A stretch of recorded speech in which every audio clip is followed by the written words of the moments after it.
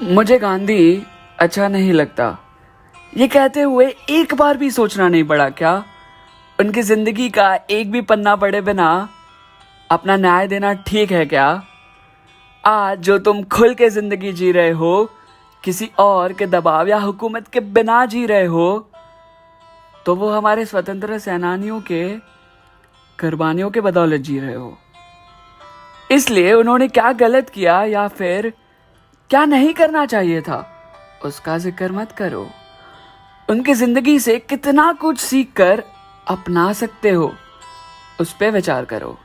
एक इंसान पूरे देश को बदल के रख सकता है। इरादा हो तो एक भी चाटा मारे बिना पूरा देश वापस ले सकता है। महात्मा गांधी की जिंदगी के कुछ आसान नियम कितने मुश्किल है, उसका अंदाजा भी है। उन्होंने सच्चाई के मार्ग को हमेशा नवाजा।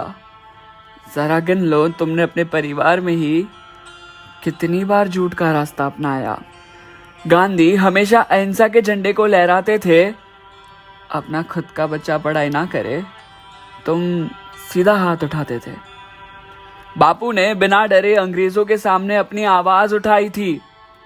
सड़क पे कुत्ते के भौंकने ने भी तुम्हारे दिल की घंटी बजाई थी। गांधी जी के लिए जितना कहे उतना कम है।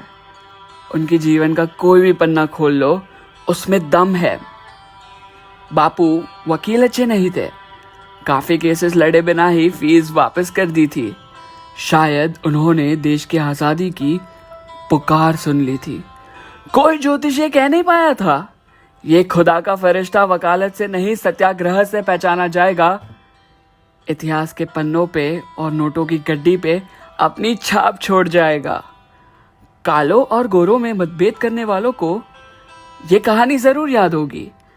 जरा सोचो, ये भेदभाव की हरकतें हर एक हिंदुस्तानी को कितनी चुगी होगी। साउथ अफ्रीका में चलती हुई ट्रेन से गांधी को बीच स्टेशन पे उतार दिया था। इस गलत बर्ताव की बदौलत ये वकील तुम्हें भारत से बाहर फेंकने का मन बना चुका था। गांधी से महात्मा गांधी की सफर की शुरुआत कर चुका था। कानून वो होता है जो नागरिकों को न्याय और हक के राह पे ले जा सके। नमक कानून तो ऐसा कानून बनाया था जो हमसे ही हमारा हक छीन सके। हमारे देश में आकर हमसे ही कह रहे हो कि नमक मत बेचो, सिर्फ हम ही बेच पाएंगे। अच्छा चलो, मान लिया, पर उसके बाद जब एक गरीब किसान तुम्हारे पास नमक खरीदने आएगा, उस पे 3 गुना लगान क्या तुम्हारा ही ऑफिसर भरवाएगा?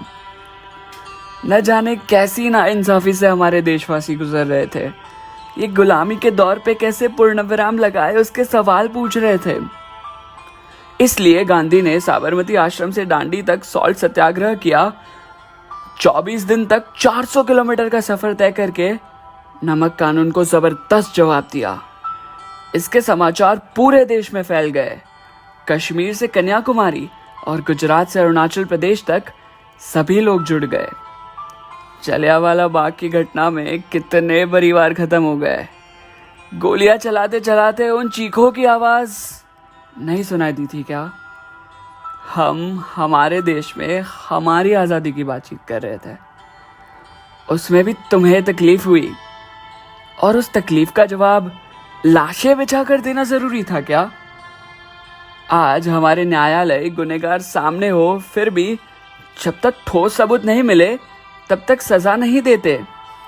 क्योंकि जो भी हो, कोई एक भी बेकसूर की जिंदगी को तकलीफ नहीं पहुंचाते।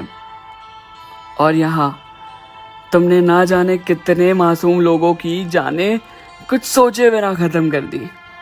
बच्चे, बूढ़े, औरतें सभी थे, किसी की भी परवाह नहीं की।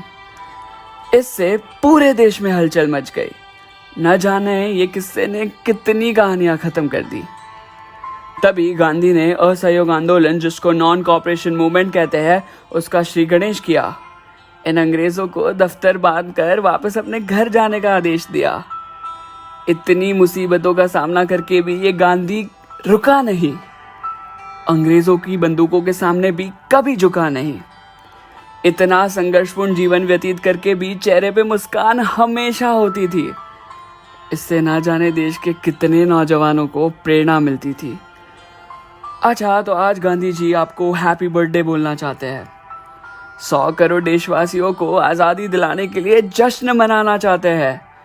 हिंदुस्तान के लोगों को अपना हक वापस दिलाने के लिए शुक्रिया कहना चाहते हैं। और तो और हमारे राष्ट्रपिता को पूरे देश की ओर से सलाम करना चाहते हैं। जय हिंद।